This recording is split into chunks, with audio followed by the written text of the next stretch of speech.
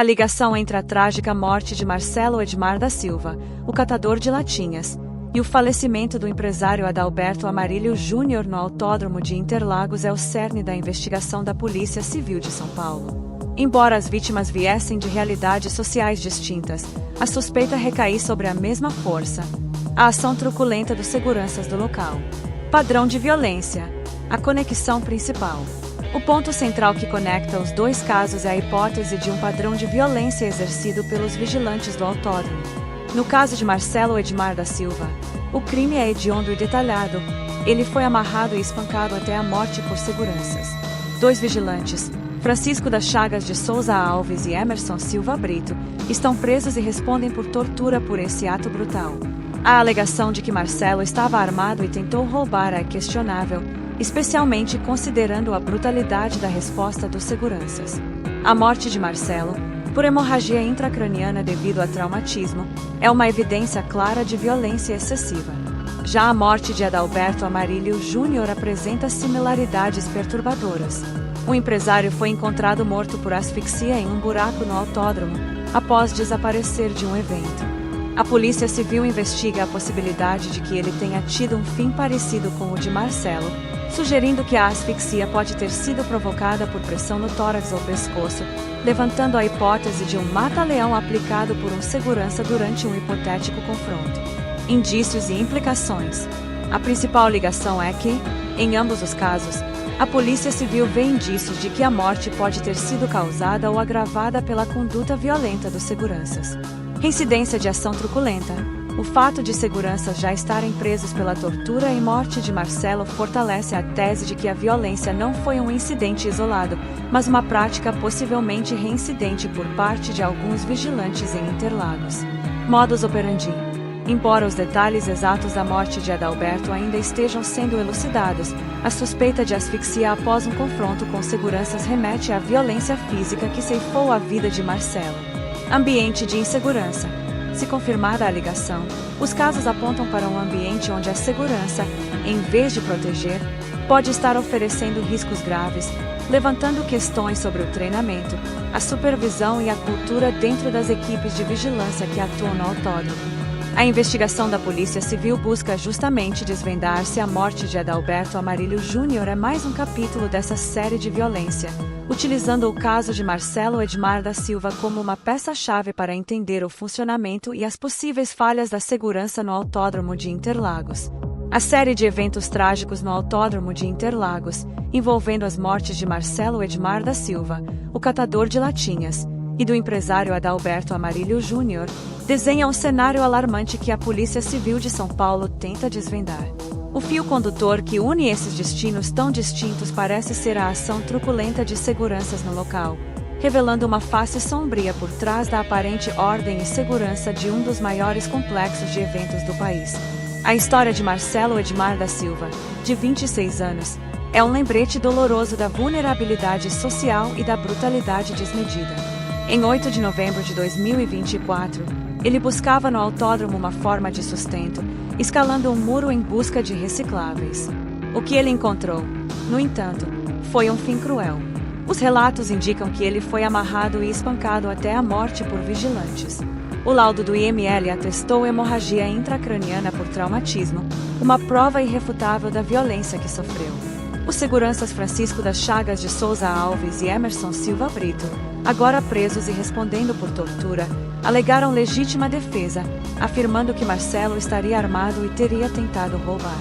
Contudo, a ausência de câmeras e a natureza dos ferimentos levantam sérias dúvidas sobre essa versão, expondo a possibilidade de uma execução sumária e desproporcional à suposta ameaça.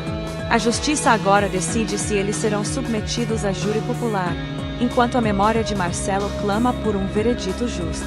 Meses depois, em 3 de junho, a morte de Adalberto Amarílio Júnior, de 36 anos, trouxe à tona um eco perturbador da tragédia de Marcelo. O empresário, que havia ido a um evento de motos em Interlagos, foi encontrado morto por asfixia em um buraco. A Polícia Civil rapidamente traçou um paralelo com o caso do catador.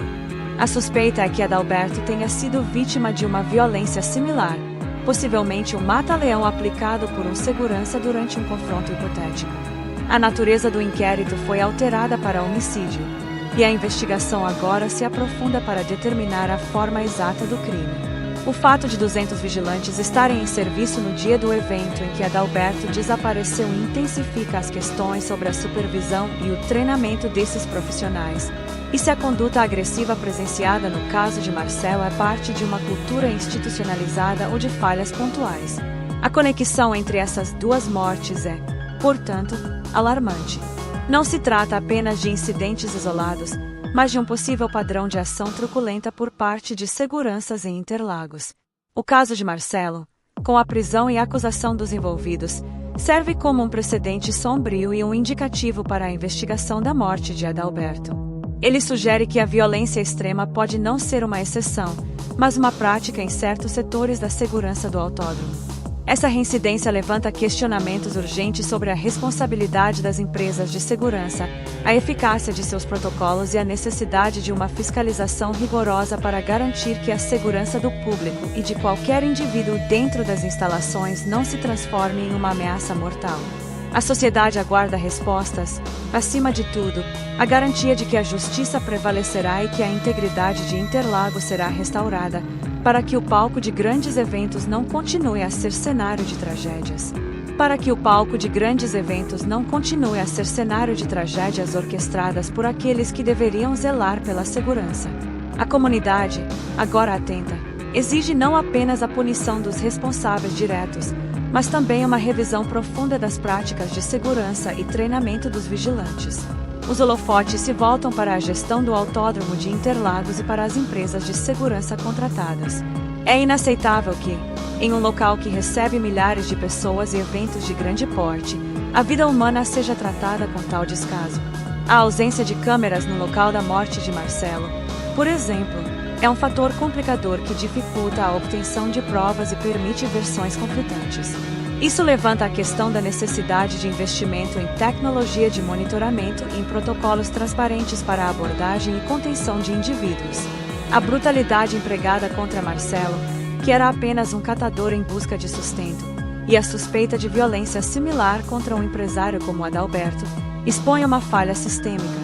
Não se trata apenas da ação de indivíduos isolados, mas da possibilidade de uma cultura permissiva à violência ou, no mínimo, de uma grave falta de supervisão e treinamento adequado.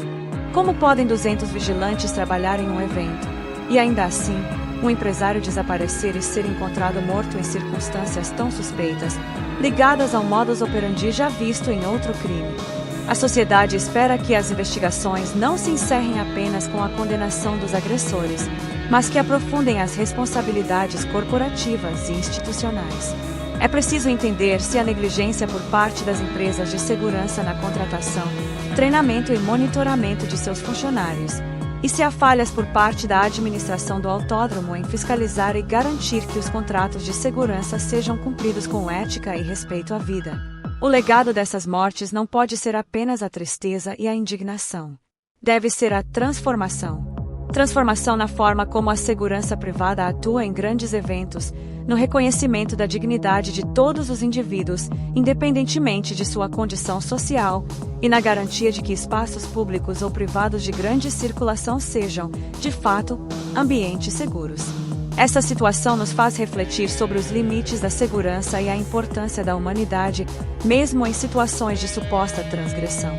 Qual outro aspecto desses casos você acha que merece mais atenção?